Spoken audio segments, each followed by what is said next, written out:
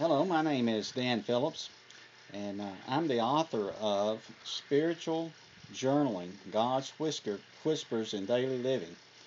Um, you know, a journal is a real treasure, I think, because the small voice that enters it makes a big difference.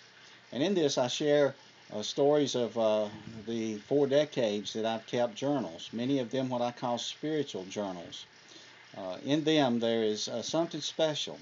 It's a place where God has spoken to me, and I've written it down, and I remember it. You know, one of the problems with journals is if something happens great to us or whatever, if we don't write it down, we forget it.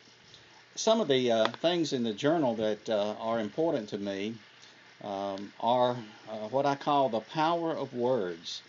The words we use to write down make a big difference in how we understand things. Power of words. Words can hurt people. Words can help people. They're important in our lives. Another thing is the type of journal that you should get. Sometimes we use the cheapest journal that we can get when we really ought to buy something very expensive, something that is of value to us that we don't forget.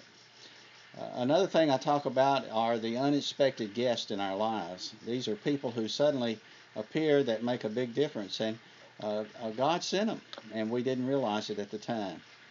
I talk about stormy weather.